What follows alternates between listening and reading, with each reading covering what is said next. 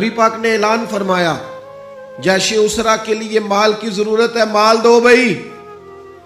ایک دفعہ حضور نے اعلان کیا، عثمان کھڑے ہو گئے، عرض کرتے یا رسول اللہ 100 اونٹ بما سامان کے یا 100 گھوڑا بما سامان کے، بیٹھ گئے۔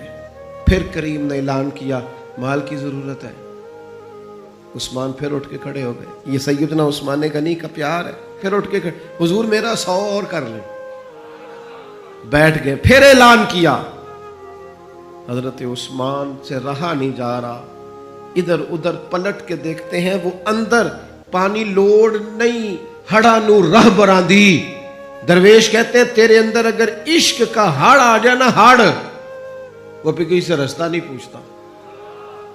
کبھی سیلاب نے بھی رستہ پوچھا ہے کہ ادھر جاؤں کہ ادھر جاؤں؟ وہ تو ہڑ ہے، وہ کو رستہ پوچھتا ہے، وہ تو رستہ بناتا ہے۔ پھر کہا کچھ اور چاہیے، تو حضرت عثمان اٹھ کے کھڑے ہو گئے، کہا یا رسول اللہ عثمان جو حاضر ہے، اور شامل کر لے میرا حصہ۔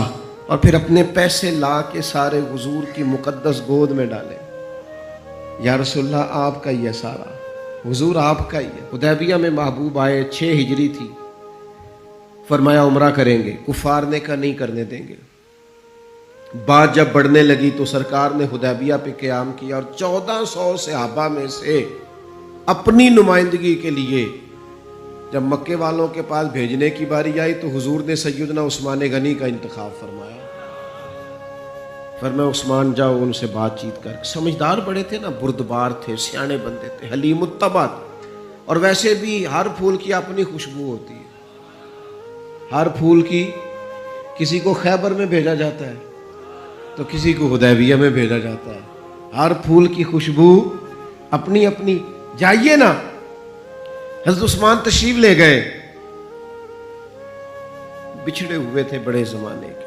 میں اور آپ صبح و شام دعائیں مانگتے ہیں، یا اللہ بیت اللہ شریف کی زیارت عطا کر، یا اللہ صفا مروہ کے پھیرے نصیب ہو، یا اللہ حجر اسود کی۔ کتنے لوگ تڑپتے ہیں، کتنی خواہش کرتے ہیں۔ اور جناب عثمان غنی کا تو پرانا پیار تھا حرم سے، وہ پیدا ہی اس علاقے میں، اور کتنے سال ہو گئے بچھڑے ہوئے۔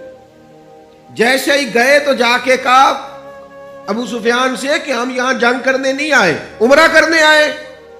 سیدنا عثمان غنی سے ابو سفیان نے کہا یہ ذرا دیکھنا، یہ ذرا دیکھنا، یہ ہمارے بزرگوں نے عشق کہاں سے لیا ہے۔ حضرت عثمان غنی سے ابو سفیان کہنے لگے وہ سامنے بیت اللہ شریف ہے، طواف کرنا ہے تو کر لو، وہ صفا مروہ ہے آپ نے صحیح کرنی ہے تو کر لو، وہ حجر اسود ہے چومنا ہے تو چوم لو، وہ آب زمزم ہے پینا تو پی لو، لیکن ہم تمہارے نبی پاک کو نہیں یہ کرنے دیں گے۔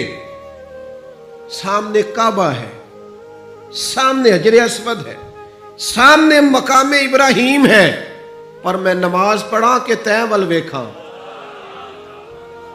میں نماز پڑھا کہ تیں ول ویکھاں، میں نو کعبہ بھول گیا آئی، اب بھول گئیاں نی سب صوم صلاتاں، اکو یار دا فکر پہ آئی۔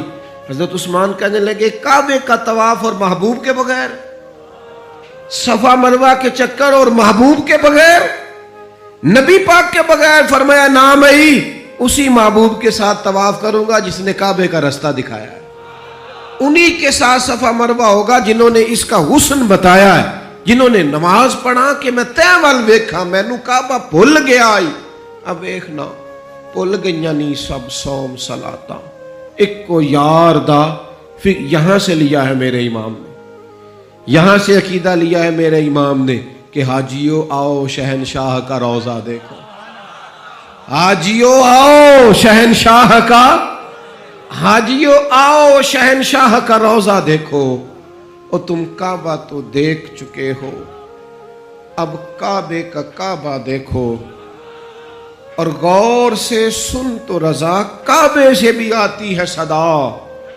غور سے سن تو رضا کعبے سے بھی آتی ہے صدا، میری آنکھوں سے میرے پیارے کا روضہ دیکھو۔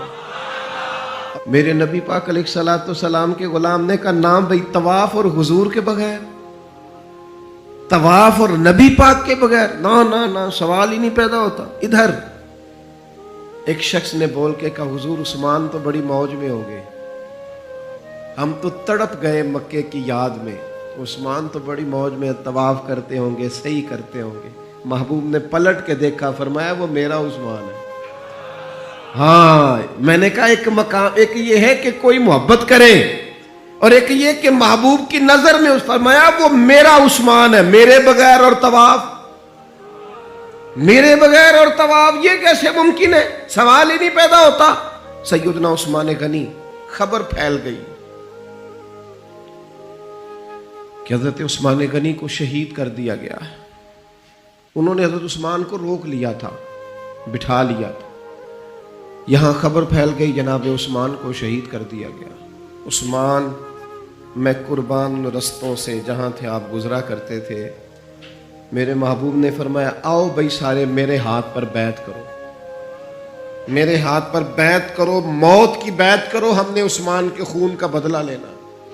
محبوب کا جوش و خروش، صحابہ بیعت کر رہے ہیں کس بات پر؟ حضرت عثمان کے بدلے پر۔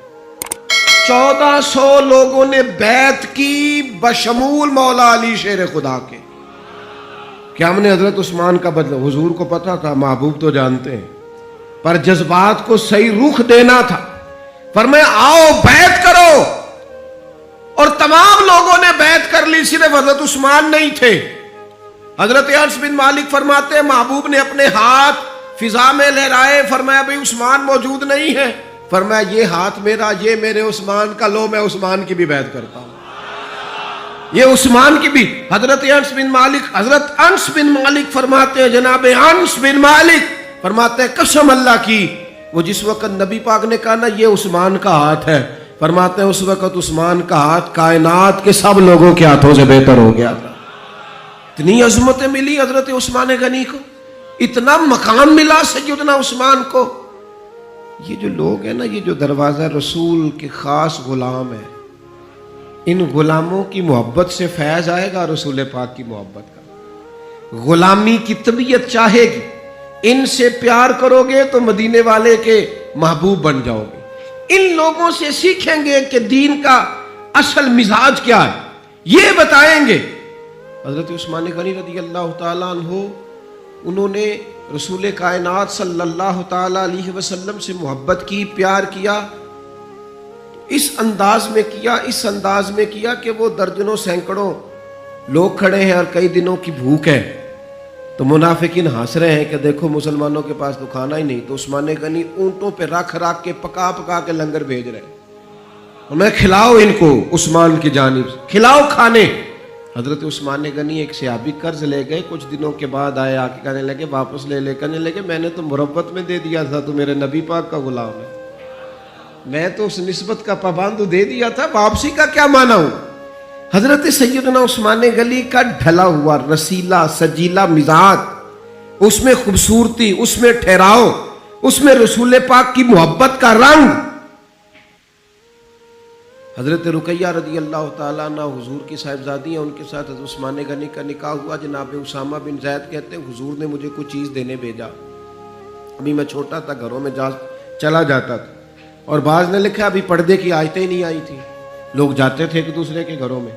حضرت اسامہ بن زید کہتے ہیں میں گیا کھانا دینے، تو میں نے دونوں میاں بیوی کو گھر میں بیٹھے دیکھا، میں واپس آیا تو محبوب فرمانے لگے میری بیٹی اور میرے داماد کو دیکھا ہے؟ تو میں نے کہا یا رسول اللہ دیکھا ہے۔ فرمایا اتنے خوبصورت لوگ پہلے بھی کبھی دیکھے؟ اتنے خوبصورت تھے حضرت عثمان غنی، اتنے حسین تھے، اتنا ان کے مزاج میں نفاست تھی، اس قدر زیادہ شرم و حیا والے۔ حضور فرماتے ہیں ایسے لوگ کبھی دیکھیں؟ میرے دوستوں، ان لوگوں سے پیار کرنا، ان سے محبت کرنا، ان کے ناموں پر اپنی اولادوں کے نام رکھنا، ان کی غلامی کا ذکر اپنی طبیعتوں میں پیدا کرنا، اور پھر نبی پاک صلی اللہ تعالیٰ علیہ وآلہ وسلم آنا ان کا ذکر کرتے تو مختلف انداز میں، مختلف زاویوں سے۔ محبوب ایک باغ میں بیٹھے، یہ بھی ذرا دیکھنا، کبھی من موج میں ہوتا ہے اور تن شوق میں ہوتا ہے، کبھی کیفیات اور ہوتی ہیں، کبھی وہ ایک مقام پہ کہا تھا نا میرے اوپر ایک ایسا وقت آتا ہے کہ میرے ساتھ میرا رب ہوتا ہے جو اس کی شان کے لائق۔ تو نبی پاک علیہ السلام پر گویا وہ جو حضور فرماتے ہیں نا میرے ساتھ ایک ایسا وقت آتا ہے جب میرے ساتھ میرا کریم مالک کرم نوازی فرماتا ہے، وہی آتی ہے یا کلام کرتا ہے۔ تو محبوب پاک صلی اللہ تعالی علیہ وسلم تشریف فرمائے ہیں. جناب ابو موسیٰ اشعری رضی اللہ تعالیٰ عنہ فرماتے ایک باغ میں حضور بیٹھے تھے تو میری حضور نے ڈیوٹی لگائی باہر دروازے پر. فرماتے ہیں باہر کوئی آیا اس باغ کے دروازے پر تو حضور فرمانے لگے جو دروازے پہ آیا اسے اجازت بھی دے دو اور جنت کی بشارت بھی دے دو. ظاہراً تو حضرت ابو موسیٰ اشعری نے بھی بندہ نہیں دیکھا کون آیا ہے, وہ سامنے تو آیا ہی نہیں, لیکن حضور نے اندر بیٹھے بیٹھے ہی نا, اندر بیٹھے بیٹھے ہی محبوب فرمانے لگے وہ جو آیا ہے نا, چونکہ حضور تو مالک ہے نا جنت کے. میرے امام فرماتے تجھ سے اور جنت سے کیا مطلب, منکر دور ہو, ہم رسول اللہ کے, جنت رسول اللہ کی. حضور اندر بیٹھے ہیں, دیکھا ہی نہیں باہر کون ہے, اور فرمانے لگے وہ جو آیا دروازے پہ اسے بتا دو تو جنتی ہے. حضرت ابو موسیٰ اشعری کہتے ہیں دروازہ کھولا تو ابو بکر صدیق تھے. یہ دیکھو کن کے نام جنت الاٹ ہوتی ہے اور بار بار انہی کا قرہ نکل آتا ہے, انہی کے تذکرے ہونے لگتے ہیں, انہی کا ذکر. سیدنا صدیق اکبر فرماتے ہیں تھوڑی دیر کے بعد پھر کوئی دروازے پہ آیا, حضور فرمانے لگے اسے اجازت بھی دے دو اور جنت کی بشارت بھی دے دو. یہ سیاستہ میں حدیث موجود ہے. فرماتے ہیں میں جو گیا دروازہ کھولا تو دروازے پہ فاروق اعظم تھے. سیدنا ابو موسیٰ اشعری کہتے ہیں دروازے پہ دستک ہوئی تو میرا پھر نہ دھیان لب ہائے مبارکہ کی طرف ہی تھا. وہ زبان جس کو سب کن کی کنجی کہیں, جس کو سب کن کی کنجی کہے, اس کی نافذ حکومت پہ لاکھوں سلام. پھر دروازے پہ دستک ہوئی تو کریم فرمانے لگے دروازہ کھولو اور اس بندے سے کہو تم پر آزمائش بھی آئے گی پر یہ بتا دو تو ہے جنتی. تمہیں آزمائشیں دیکھنی پڑیں گی, تکلیفیں آئیں گی, فتنے آئیں. کہتے ہیں میں دروازے پہ گیا تو سیدنا عثمان غنی موجود. میرے دوستو ان لوگوں کے بارے میں کبھی تشکیک کا شکار نہ ہونا, کسی شرارت کرنے والے کی شرارت کے پیچھے نہ چلنا. میرے نبی پاک علیہ الصلوۃ والسلام نے تو پہلے خبر دی تھی کہ حضرت عثمان غنی پر فتنے آئیں گے, آزمائشیں آئیں گی, اور صحیح روایت میں موجود ہے خبر دی تھی. حضرت عثمان غنی رضی اللہ تعالیٰ عنہ کا تو وہ مقام و مرتبہ ہے, وہ شان ہے کہ ان کی شہادت کی خبر بھی رسول پاک نے دے دی. فرمایا یہ شہید ہوگا عثمان, شہادت تک کی خبر. حضور کو پیار ہے نا سیدنا عثمان. نبی پاک صلی اللہ تعالی علیہ وآلہ وسلم احد پہاڑ پہ گئے تو احد پہاڑ کانپنے لگا. کون تھا حضور کے ساتھ؟ حضرت صدیق اکبر تھے, سیدنا فاروق اعظم تھے اور حضرت عثمان غنی تھے. احد پہاڑ کانپنے لگا. ویسے ہمارے بزرگ فرماتے ہیں کانپ نہیں رہا تھا, اسے پتہ چلا محبوب آیا تو وجد کر رہا تھا, وہ نہ ذرا وجد کر رہا تھا, سرور میں آ گیا, وہ کانپنے لگا. محدثین نے لکھا ہے کانپنے لگا, اس میں حرکت آئی, اور جب وہ حرکت کر رہا تھا, کانپ رہا تھا, وجد کر رہا تھا, تو حضور پتہ کیا فرماتے ہیں احد سے. یہ باتیں ہم سنتے ہیں, کبھی ان کا مزہ تو لے کے دیکھو. پھر غور کرو, حضور ہیں پہاڑ پہ, حضرت عمر ہیں, سیدنا ابو بکر ہیں, حضرت عثمان ہیں. حضور پہاڑ پہ ہیں, پہاڑ کانپا ہے, وجد کیا ہے, حرکت کی ہے. حضور پتہ کیا فرماتے ہیں؟ فرماتے ہیں احد ٹھہر جا, تیرے اوپر ایک نبی ہے, ایک صدیق ہے, 2 شہید ہیں. وہ تو دیکھ تو صحیح, مقام دیکھ, اعزاز دیکھ, احترام دیکھ. تیرے اوپر ایک نبی ہے, ایک صدیق ہے اور 2 شہید ہیں. دنیا میں بڑے شہید ہوئے, پر اس شہید کا مرتبہ بھی جانتے ہو جسے حضور نے شہید کہا؟ ایک تو یہ ہے نا پراپوگنڈے پر لوگ بڑے لوگوں کو شہید کہتے ہیں, اور جنہیں حضور کی زبان اطہر شہید کہے, نبی پاک جنہیں شہید کہے. رسول پاک علیہ السلام نے فرمایا 2 شہید ہیں. تو 2 شہید کون تھے؟ ایک حضرت عمر فاروق, ایک حضرت عثمان غنی. اور پھر نبی پاک نے نہیں دی, شہادت کی خبر نہیں دی. حضور نے یہ بھی بتایا ان کا مقام کیا ہوگا, ان کو ملے گا کیا. اللہ کے حبیب صلی اللہ تعالی علیہ وسلم فرمانے لگے ایک تو شہادت ہے, اور شہید کو جنتی, اور صحابی ویسے ہی جنتی, اور پھر عشرہ مبشرہ, اور پھر خلفائے راشدین, اور پھر سیدنا عثمان غنی, اور پھر شہادت کا اعزاز. یہ ساری نسبتیں تو اپنی جگہ, لیکن رسول کریم صلی اللہ تعالی علیہ وسلم ارشاد فرمانے لگے ہر نبی کا کوئی نہ کوئی رفیق ہوتا ہے، اور فرمایا میرا رفیق عثمان غنی ہے، وہ بھی جنت میں. یہ جنت میں میرے رفیق ہوں گے، میرے ساتھ ہوں گے سیدنا عثمان غنی رضی اللہ تعالیٰ عنہ.